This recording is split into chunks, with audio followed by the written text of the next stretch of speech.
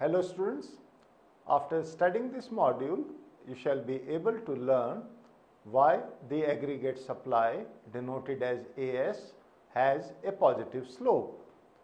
You would also know the difference between the Keynesian and classical aggregate supply. Also understand the difference between SRAS, that is short run aggregate supply, and long run aggregate supply. You would also understand what causes a shift in the aggregate supply.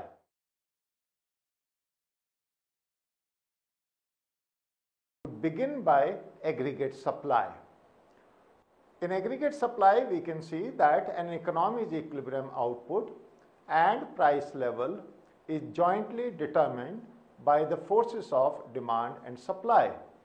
The aggregate supply, or AS, describes the amount of output firms plan to supply at each level of prices. Since firms would like to sell more output as product price increases, the AS typically slopes upwards. In microeconomics, the firm's aggregate supply curve is upward sloping for the same reason, with the underlying assumption that input prices remain constant. However, when we are looking at aggregate economy, it is quite possible that when the price level is increasing, prices of inputs also increase alongside, which increases the cost of production for the firms. If increase in price of inputs lag behind the increase in the product prices, the firms will have an incentive to produce and sell more. However, if input prices rise in the same proportion as that of product prices, firms will not be induced to produce more and real output will not increase with an increase in price level. Consequently, the aggregate supply curve would be a vertical line, which we would show immediately in a diagram. This corresponds to long run case of the classical model. Therefore, it is important to make a distinction between long run aggregate supply curve and the short run aggregate supply curve, or AS.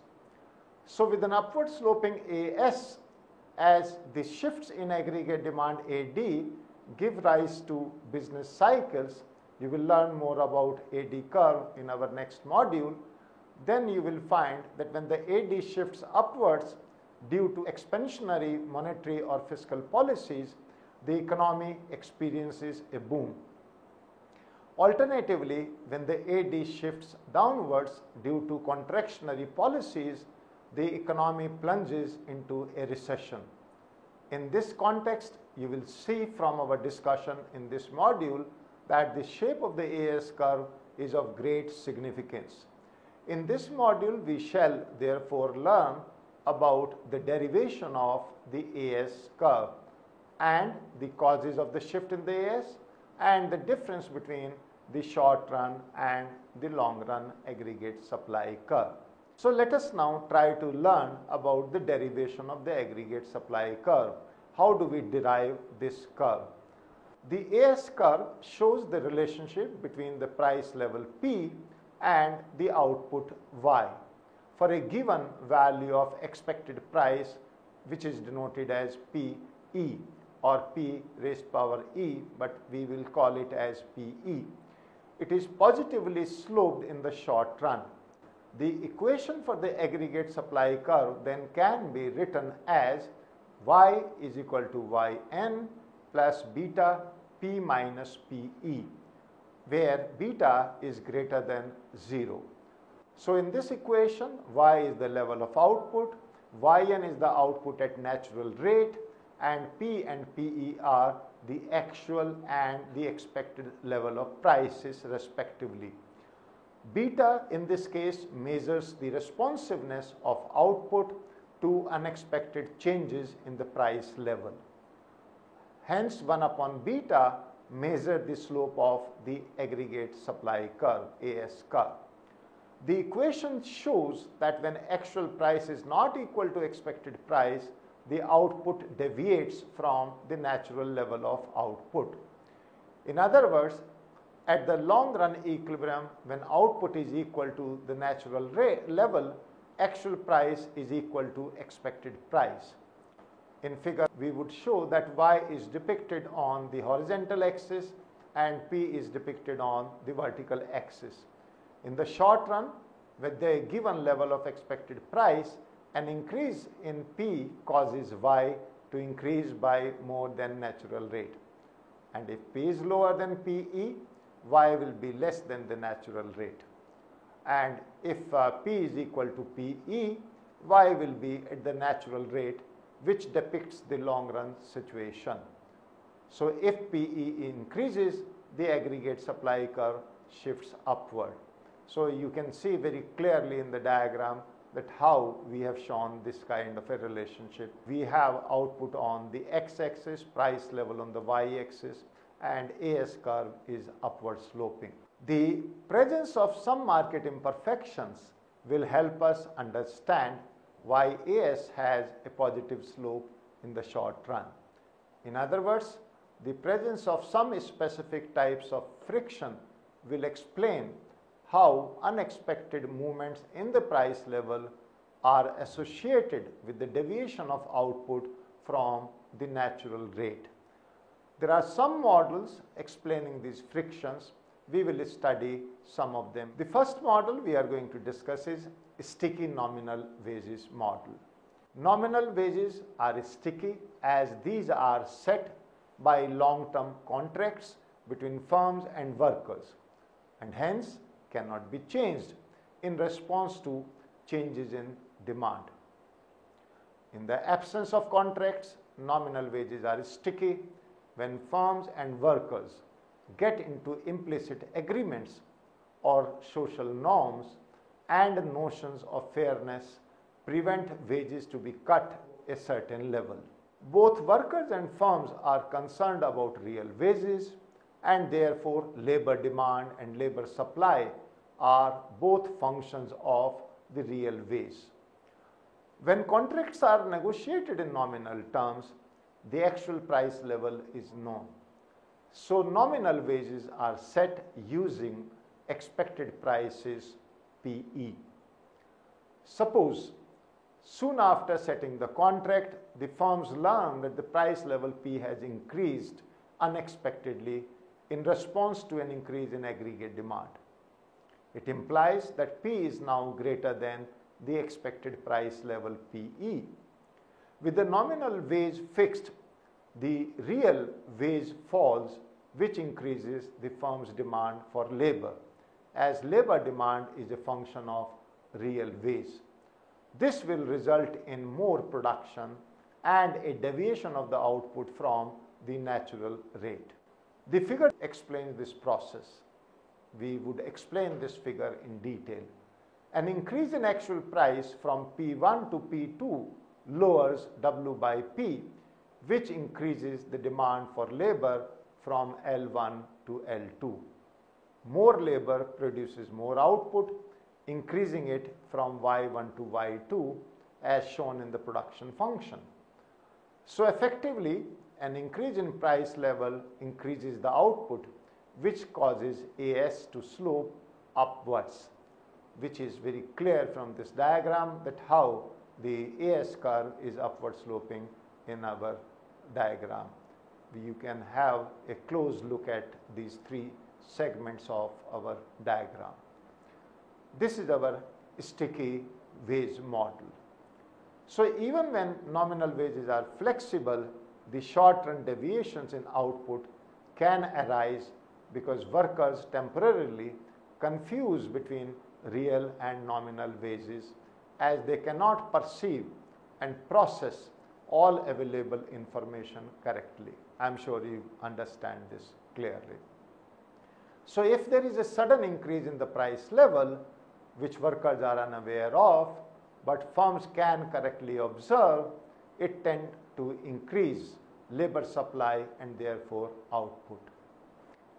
Now, to make matters clear, let us say that both workers and firms care about real wages, which is reflective of the real world.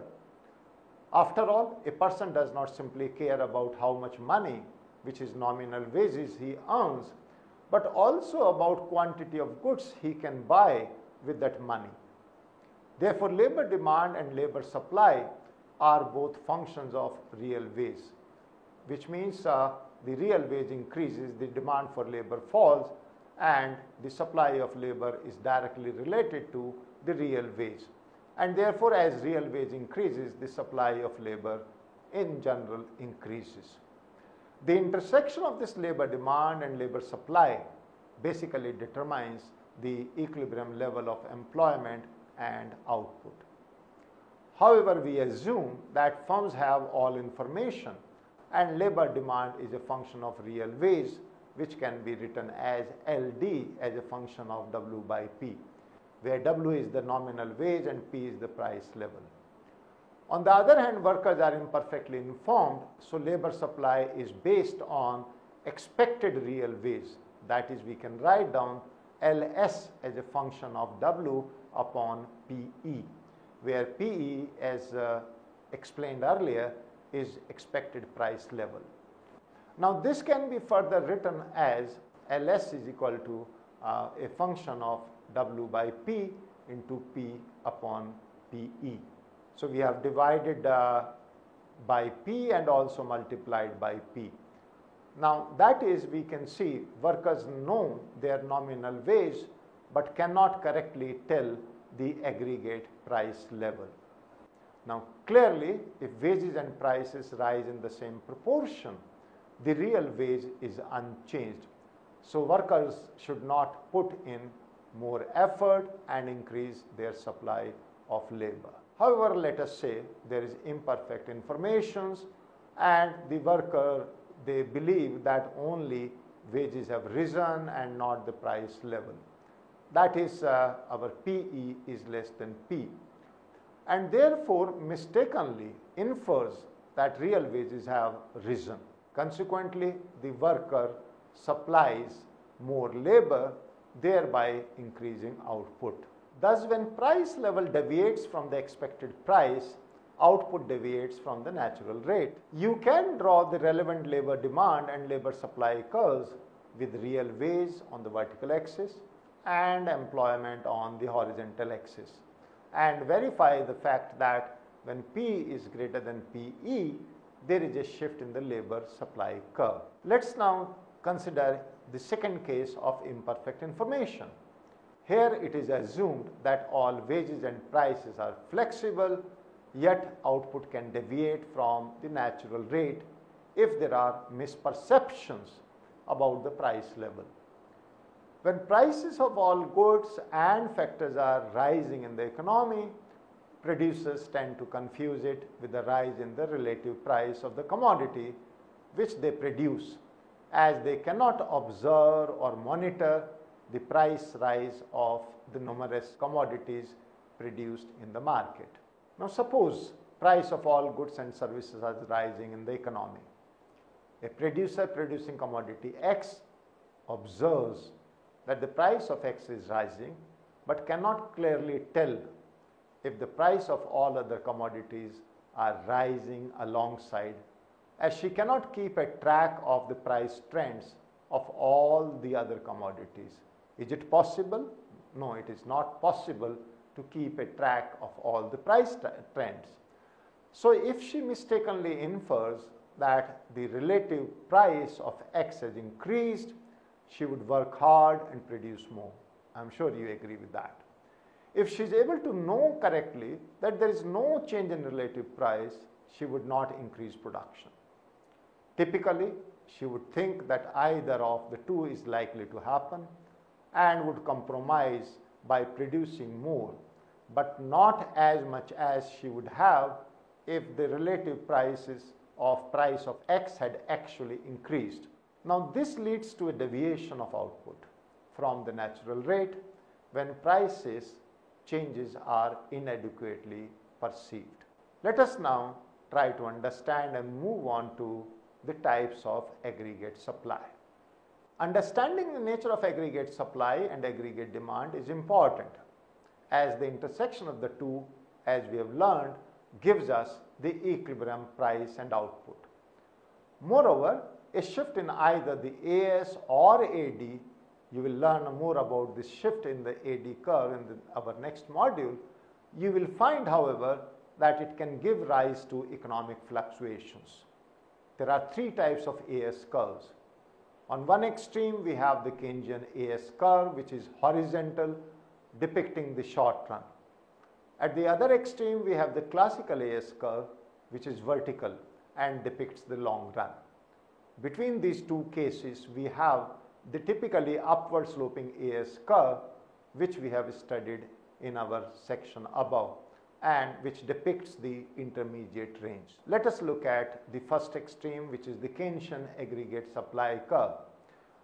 The Keynesian aggregate supply curve depicts the short run when input and product prices are assumed to be fixed. This may arise when firms have printed price catalogs and it is costly for them to print new ones if a situation so arises.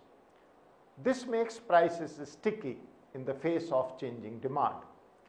When aggregate demand increases, it leads to an increase in real output as the economy is assumed to be operating at less than full capacity. Figure shows the Keynesian AS, which is horizontal at the given price level P0.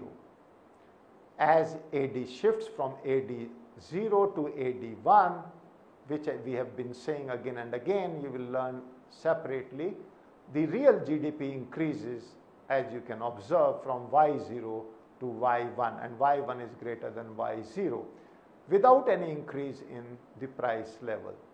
So in the diagram, the price level remains same, the AD curve has moved and the output level has increased from Y0 to Y1, and as I mentioned and I have repeated, and let me repeat once again, Y1 is greater than Y0. Let us now move on to the second other extreme, which is classical aggregate supply curve.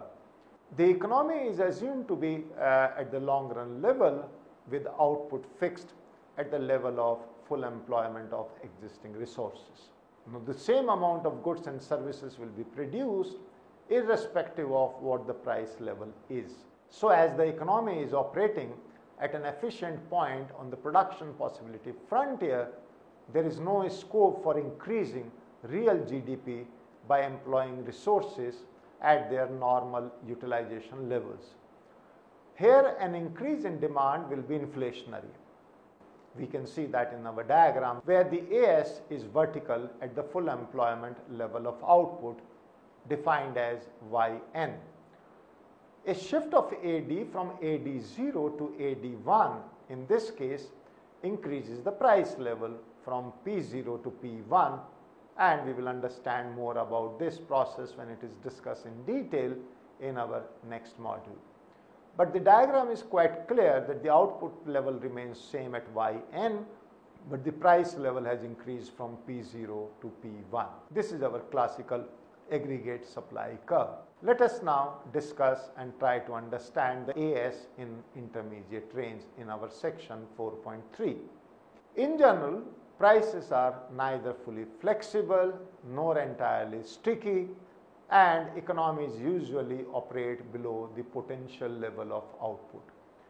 In the intermediate range, AS curve is upward sloping, and expansion in the demand would lead to an increase in the price level as well as an increase in the real GDP. We would see that in this figure, where again AD shifts from AD0 to AD1. But now we can observe that price level increases from P0 to P1 and output increases from Y0 to Y1. This is the difference between the intermediate range and the other ranges. So this will continue till the economy reaches the full employment output at Yn, and therefore the intermediate range falls between point A and point B. And we can draw the diagram more clearly, because here it is going to be upward sloping, but after B it could be a vertical line, and below A it could be an horizontal line also. Let us now try to look at the alternative view of the short run and the long run in this section. First, we will discuss about the short run aggregate supply, which we have defined as SRAS. Now, instead of assuming prices to be inflexible, the SRAS can also show a direct relationship between changes in prices and output. We can rewrite the supply curve equation of 3 above as P is equal to PE plus let us say alpha into Y minus Yn. Now, deduct this last period P minus 1 from both sides to get P minus 1 equal to PE minus P minus 1 plus alpha into Y minus Yn. Further, if we divide both sides of the equation by P minus 1 upon P minus 1 equal to PE minus P minus 1 upon P minus 1 plus alpha into Y minus Yn upon P minus 1. Since inflation is the rate of change of prices, the SRAS curve equivalently shows the relationship between the rate of inflation and real output. Therefore, this SRAS equation can be written as pi equal to pi raised to power e or pi e plus epsilon y minus yn, where pi and pi e are actual and expected inflation rate respectively, and epsilon equals alpha upon p minus 1, which is the responsiveness of inflation to changes in output. In figures, we are showing on a given SRAS, expected inflation pi e is held constant. At lower levels of output, the SRAS is relatively flat and output can be easily increased as resources are operating below full capacity. But as we move closer to full employment, SRAS becomes steeper. So this is our diagram where we have output on the x-axis and inflation on the y-axis, which is denoted by pi, and SRAS is upward sloping. Let's now discuss the long run aggregate supply curve in this section 5.2. The long run average supply curve is vertical at full employment level of output as described earlier, and in figure LRAS comprises all points such that expected inflation is equal to actual inflation, indicating long run equilibrium. In other words, when pi equals pi e, y is at y end, yn, and is independent of the rate of inflation.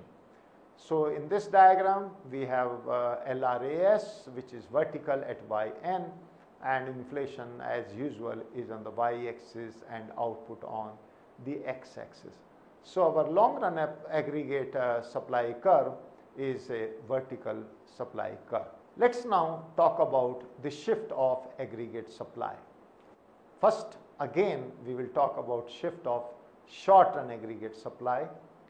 The short run aggregate supply shifts mainly due to the following reasons. It could be a rise in expected inflation. So SRAS shifts in response to a shift in aggregate demand curve.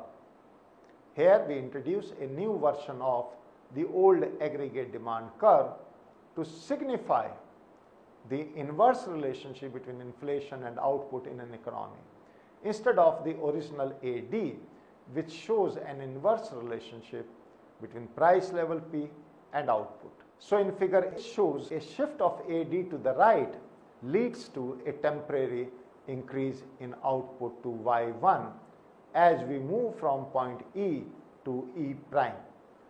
Since the output now exceeds the full employment output, wages start rising, which leads to an increase in the rate of inflation to pi 1. Since actual inflation is now greater than expected inflation, that is pi 1 is greater than pi e, people will revise and increase their expectations of inflation, and SRAS will shift upward till we reach point E double prime, where expected inflation and actual inflation are again equal, and economy is back to that full employment level of output, which is our most important objective. So figure shows how we may have shift of the AD curve as well as the shift of the SRAS curve, and ultimately we remain at Yn. Let's now introduce the supply shock. The SRAS can shift due to supply shock. If price of raw materials such as oil increases, it will affect prices and therefore inflation across the board. The SRAS will shift upwards, implying that each level of output now corresponds to a higher rate of inflation, as shown in figure, and we can very clearly look at this diagram. Now this has a negative impact on the economy as output falls below the potential level and inflation increases, and therefore it is called an adverse supply shock. Point E prime shows stagflation with high inflation and high unemployment. So both are high, inflation as well as unemployment. A favorable supply shock, on the other hand, will lower the SRAS.